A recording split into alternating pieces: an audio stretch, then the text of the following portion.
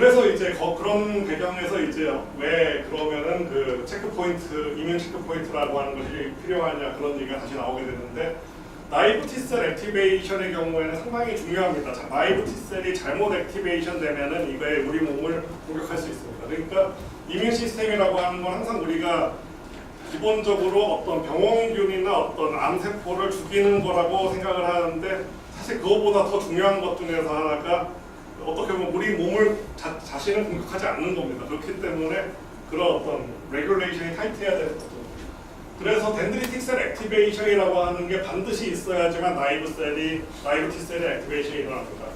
그래서 덴드리틱 셀의 경우가 그래서 덴드리틱 셀이 액티베이션이 되지 않은 상태에서 나이브 T셀을 만나게 되면은 T셀이 이제 리스폰스가 없거나 심지어는 제거되기까지 합니다. 얘는 위험할 수 있으니까 없어져야 되면서 폴러라이즈하거나 에너지가 나게 되거나 아니면은 거의 없애버리는 그런 기능까지 하고 있는데, 그럼 덴드리틱 셀이라고 하는 셀이 그렇기 때문에 이중의 보호 장치가 있는 거죠. T셀의 경우에는 엔티전을 레코그나이즈하지만 덴드리틱 셀이 과연 그 엔티전이 위험한 상황에서 나온 거냐 아니면 평상시에서 나온 거냐 이거를 판별하는 거죠. 그래서 덴드리틱 셀의 경우에는 패소전의 어떤 패턴을 우리가 인지할 수 있는 그런 리셉터들이 있고, 또 대인적, 그러니까 티슈 데미지가 일어나면 사이토돌릭 프로틴이 나오고 뭐 더블 스트랜드 DNA가 나오고 이런 어떤 데인저 시그널들이 있죠. 그런 것들을 인지할 수 있는 그런 리셉터를 마련하고 있고, 그런 것들을 통해서 덴드리틱 셀이 액티베이션이 됩니다. 그럼 덴드리틱 셀이 액티베이션이 되면 CD8T나 CD86와 같은 어떤 액티베이션 그런 리셉터를 마련하게 되는 거죠. 그럼 나이브 T셀의 경우에는 앞에서 잠깐 얘기한 것처럼 T셀 리셉터만 받게 되면은 이제 리스폰스가 없지만은 이런 식으로 CD8T나 CD86 같은 거를 CD28이라고 하는 리셉터로 이제 코어 스티뮬레이션으로 이제 받게 되면서 이제 나이브 T셀이 액티베이션이 되게 됩니다. 그러니까 이런 코어 스티뮬레이션의 리ኳ어먼트 자체가 어떻게 보면 이런 어떤 중요한 그런 레귤레이션 포인트라고 볼 수 있고요. 그렇다면 파지티브한 코어 스티뮬레이션만 있냐? 그건 아니죠. 항상 이게 올라가면은 내려갈 수 있는, 그러니까 쉽게 생각하면 차를 운전하는 데 있어서 엑셀러레이터만 있으면은 차를 조정할 수 없겠죠. 엑셀러레이터가 있으면은 브레이크도 있어야 되겠죠. 그래서 엑셀러레이터에 해당하는 그런 몰레큘이 CD28이라고 볼 수 있는데, 이 경우에는 덴드리틱 셀이 이제 액티베이션 된 덴드리틱 셀이 발현하는 CD8이나 CD86하고 인터랙션합니다. 그리고 이제 이 경우에 나이브 T셀의 경우에는 항상 발현을 하고 있고요. 그러니까 뭔가 검증이 된 덴드리틱 셀이 오기만 하면은 얘네들은 액티베이션이 될 준비가 되어 있는 거죠. 그래가지고 이제 다양한 경로로 이제 T셀 리셉터, 그러니까 T셀 리셉터가 자동차에 시동을 거는 거라면은 이제 이게 엑셀러레이터를 밟으면서 이제 본격적으로 T셀이 작용할 수 있도록 이제 하는 그런 기능을 가지고 있고요. 그거에 반해서 이제 브레이크에 해당하는 게 CTLA4입니다. CTLA4라고 하는 거는 흥미로운 거는 CD28하고 라이간드가 같습니다. CD8나 CD86하고 라이간드 같은데, 또 중요한 거는 CTLA4가 CD28보다 더 강한 어피니티를 가지고 있습니다.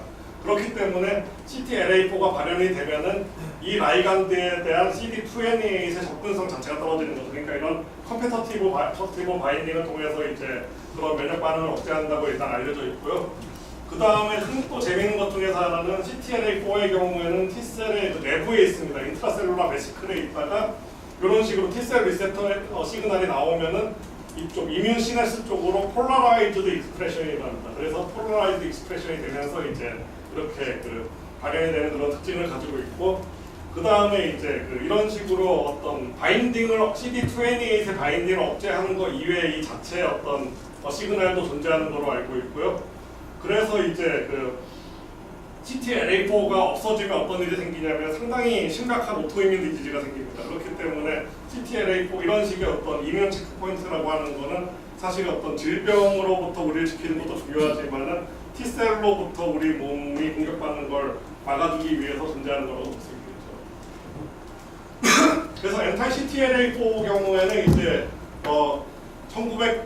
1990년대 중반에 리포트가 됐는데, 사실은 이 발견 스토리도 좀 흥미롭습니다. 그래서 CTLA4라고 하는 몰레큘이 처음에 발견됐을 때 사람들이 생각한 거는 CD28하고 상당히 좀 비슷한 구조이고 라이간드도 같기 때문에 이거의 역할은 네거티브 포스티뮬레이션일 거다. 그러니까 파지티브 CD28과 뭔가 좀 리던던트한 그런 기능을 가질 거라고 생각을 했습니다.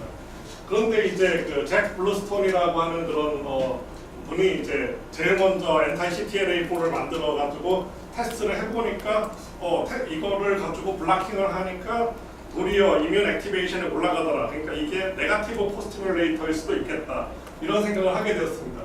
그런데 이제 그 논문을 이제 내니까 리뷰어들이 안 받아들이는 거죠. 그래가지고 이분이 뭐 네이처 사이언스 뭐 다 리젝이 되고 나서 당시에 지금은 되게 좋지만 당시에 신생저널인 이뮤니티에 겨우 논문을 낼 수 있었다 이런 얘기가 이분의 회고 다음에 이제 전해지고 있고요. 그래서 이제 이분은 이런 논문을 발표했고요. 그런데 이게 사람들이 한 그룹, 이분이 아주 잘하는 분이긴 하지만 한 그룹에서 이렇게 발표한다고 믿진 않겠죠. 그런데 1년 후에 이제 짐 앨리슨 그룹에서 맥스 크루멜 이분이 제 포스닥 때 지도 교수님이신데 저도 이제 체크포인트 블락케이드에 어떻게 보면 족보에는 멀티익이 끼어 있다고 볼 수 있죠. 네, 그래서 이제 제 지도 교수님이 당시에 박사과정 학생일 때 이제 마찬가지로 CTLA4의 기능을 연구하기 위해서 약을 만들려고 했던 건 절대 아니었고 기능을 연구하기 위해서 했더니 마찬가지로 이니비터의 그런 기능을 찾게 된 거죠. 그래서 이제 두 어떤 대가가 이게 네거티브라고 하니까 이제 그 기능이 정립이 되는 거죠. 그래서 이제 CTLA4가 네거티브 코스티뮬레이터라고 하는 것을 정립하는 것 자체가 이제 당시에는 상당히 어떤 사이언티픽한 챌린지였고요. 근데 흥미로운 거는 이제 그 두 분이 그 이후에 정반대의 길로 가게 됩니다. 그래서 앞에서 얘기했지만 어떤 오버 액티베이션이 되면 오토이뮨 디지즈가 나타났고 오버 서프레션이 되면 캔서가 나타나는 거죠. 그래서 항상 이뮤놀로지 측면에서 양쪽으로 다 갈 수 있는 길이 있는데 이분은 서프레션 쪽으로 좀 더 초점을 맞춰서 이제 오토이뮤니티 쪽으로 계속 초점을 하는데 짐 앨리슨 교수님 경우가 이제 어떤 이 체크포인트 블락케이드의 파이오니어로 생각되는 그런 이유 중에서 하나가 당시에 캔서가 이뮤노제닉하다고 하는 거에 대해서 상당히 컨트로버셜 하던 때 이거를 캔서 테라피 그러니까 서프레션 하는 거를 블락킹 하면은 캔서가 치료되지 않을까 그런 어떤 발상의 전환을 한 게 아닐까 그런 생각이 들고요. 그래서 엔티바디를 만들었으니까 이제 바로 마우스 실험을 할 수 있겠죠. 그래서 이제 마우스 실험을 통해 가지고 1년 후에 사이언스에 이런 엔타이 CTLA4가 엔타이 튜머 이뮤니티가 있다 이런 거를 리포트하고 그 다음에 이제 휴머나이제이션을 메달엑스라고 하는 회사를 통해서 해가지고 이제 클리니컬 트라이얼까지 진행을 하게 됩니다. 그런데 이제 2000년대에 돼서 이제 본격적으로 이런 이뮨 체크포인트 블락케이드를 이용한 클리니컬 트라이얼들이 진행되면서 또 이제 MD들이 혼란에 빠지게 됩니다. 왜 혼란에 빠지게 되냐면 기존의 어떤 약들은 메커니즘 오브 액션이 비교적 단순하죠. 암세포를 죽이는 겁니다. 암세포를 죽이면 어떤 일이 일어나야 되겠어요? 약을 치는데 그 약이 효능이 있다면 암의 사이즈가 줄어들어야 되겠죠. 그렇기 때문에 기본적인 프로토콜이 약을 몇 주일 써보고 이제 암의 사이즈를 봤을 때 줄어들면 계속 쓰고 줄어들지 않으면 다른 약으로 바꾸고 그런 게 기본적인 프로토콜이었다고 해요. 그런데 이뮤노테라피의 경우에는 훨씬 더 복잡하죠. 바로 암을 공격하는 게 아니라 면역을 활성화시켜서 간접적으로 암을 공격하기 때문에 결국 돌이켜 봤을 때 기존의 어떤 테라피와 마찬가지로 이런 식으로 사이즈가 바로 줄어드는 경우도 있지만 사이즈가 유지되다가 줄어드는 경우, 심지어는 커지다가 줄어들거나 원반항이 발생하는 그런 경우까지 발견했습니다. 그러니까 이제 혼란스럽게 된 거죠. 그래서 결론적으로 이 사람들이 깨닫게 된 거는 이제 기존의 크라이테리아로 이뮤노테라피의 어떤 효능을 분석하는 건 어렵다.